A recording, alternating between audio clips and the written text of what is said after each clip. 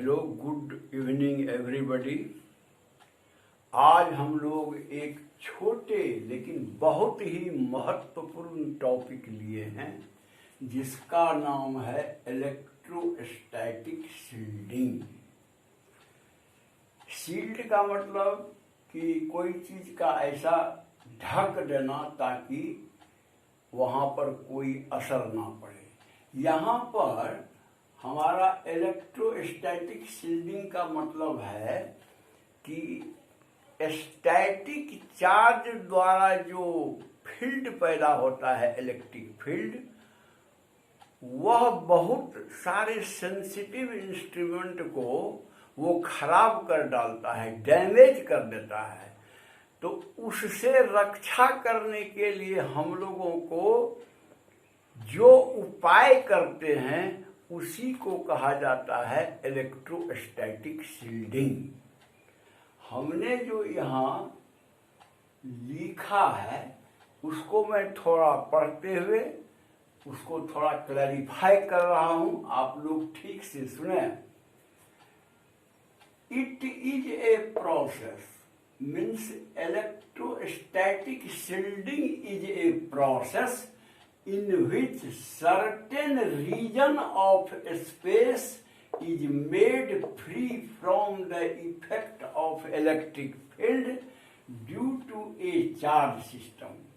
कोई भी static charge system के कारण किसी स्पेस में पूरा चारों ओर अगर इलेक्ट्रिक फील्ड रहेगा तो कोई एक पर्टिकुलर रीजन को हम चाहते हैं कि यहाँ पर इलेक्ट्रिक फील्ड ना रहे, तो उसी को हम उसी रीजन को हम शील्ड करते हैं और उसी प्रोसेस को कहा जाता है electrostatic shielding. It is required when we want to protect a sensitive instrument from nearby strong electric field। ये इलेक्ट्रोस्टैटिक शील्डिंग क्यों जरूरी है? तो हमारे बहुत सारे इंस्ट्रूमेंट इतने सेंसिटिव होते हैं कि अगर उनको स्ट्रॉन्ग इलेक्ट्रिक फील्ड के क्षेत्र में वो आ गया तो उसको डैमेज कर सकता है बहुत ज़्यादा। इसलिए उस इंस्ट्रूमेंट को हमें बचाना है, तो बचाने के लिए ही हम लोग इलेक्ट्रोस्टैटिक शील्डिंग करते हैं। इसका प्रिंसिपल क्या है, किस प्रिंसिपल पर इलेक्ट्रोस्टैटिक शील्डिंग किया जाता है? लिखा है the principle lies in the fact that there is no electric field inside a conductor. किस प्रिंसिपल पर काम करता है? तो हम जानते हैं कि कंडक्टर के अंदर में इलेक्ट्रिक फील्ड जीरो होता है, यानी कोई इलेक्ट्रिक फील्ड कंडक्टर के अंदर में नहीं जा सकता है। तो इसका अरेंजमेंट कैसे करेंगे? तो a box made of metal that is conductor और ए cavity inside a metallic block may serve this purpose। हम जो चाहते हैं कोई रीजन को इलेक्ट्रिक फील्ड फ्री बनाने के लिए, तो उसके लिए हमको कोई मेटालिक बॉक्स बना के उसमें उस इंस्ट्रूमेंट को डाल देना पड़ेगा। या कोई मान लीजिए मेटल का कोई ब्लॉक है तो उसके अंदर में कैविटी माने होल जो अंदर में हो, कैविटी रहना चाहिए ताकि उस कैविटी में अगर हम अपना इंस्ट्रूमेंट रख देंगे तो वहाँ इलेक्ट्रिक फील्ड नहीं पहुँचेगा और उस कैविटी में उस इंस्ट्रूमेंट को किसी भी तरह का मतलब जो डैमेज का खतरा नहीं है। कहता है Faraday cage is a good example of electrostatic shielding. Electrostatic shielding का शुरुआती दौर जो था वो तो फैराडे साहब ने किया था। वो एक केज बनाया और उस केज में मेटालिक केज, और उसमें वो सेंसिटिव इंस्ट्रूमेंट रख करके खुद अपने भी जा करके ये इलेक्ट्रोस्कोप वगैरह लेके चेक भी किया तो देखा कि कोई बाहरी फील्ड वहां नहीं आ रहा है। तो फैराडे साहब ने बनाया था जो फैराडे केज, वो भी बहुत यूजफुल है। प्रिंसिपल वही है कि मेटल के अंदर में इलेक्ट्रिक फील्ड नहीं जा सकता।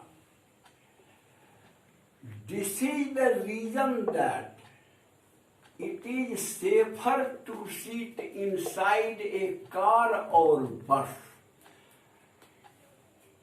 than to hide oneself beneath a tall tree during lightning and thundering in the rainy season. अब सवाल है कि जब लाइटनिंग या थंडरिंग रेनी सीजन में होता है तो क्या करना चाहिए? उस समय में कहाँ छिपे? लोग सोचते हैं कि चले जाते हैं गाछ के नीचे, बच जाएंगे, लेकिन गाछ के नीचे जो है नहीं जाना चाहिए, वहां ज्यादा चांस रहता है लाइटनिंग का।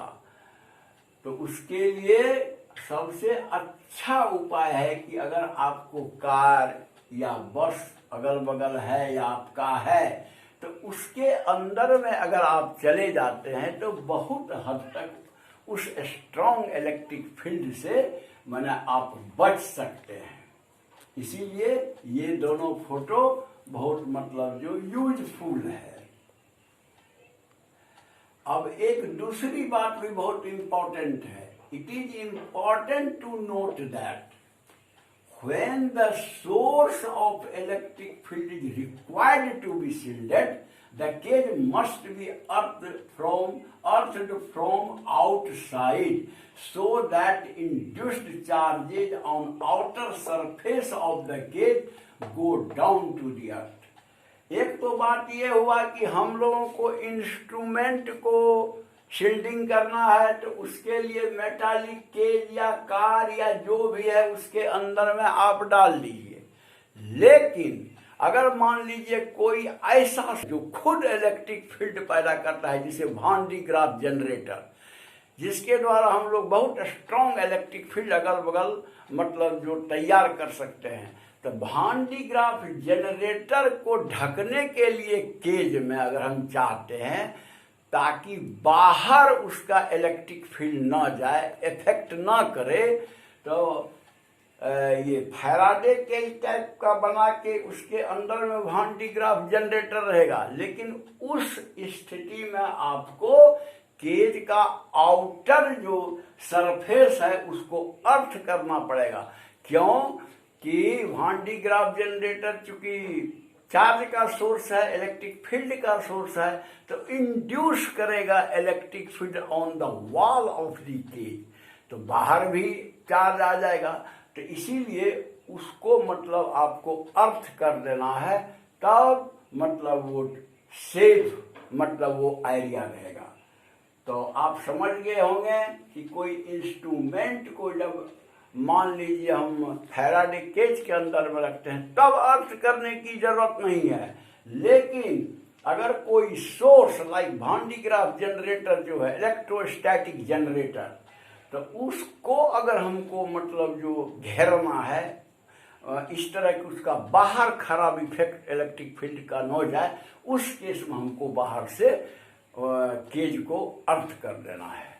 यही है आपका इलेक्ट्रोस्टैटिक शील्डिंग। इसको ठीक से पढ़ लीजिएगा डाउनलोड करके, तो बहुत ही अच्छा मतलब जो कॉन्सेप्ट इसका हो जाता है। Okay, thanks for viewing this video.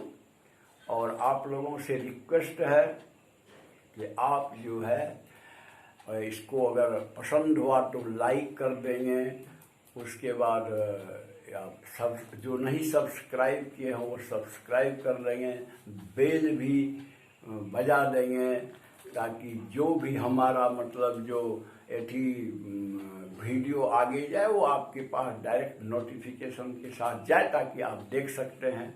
और उसके बाद और लोगों के बीच व्हाट्सएप वगैरह के थ्रू आप इसे शेयर कर देंगे, तो हम समझते हैं कि जो कुछ भी लिखा गया है उसका यूजफुलनेस और बढ़ जाएगा।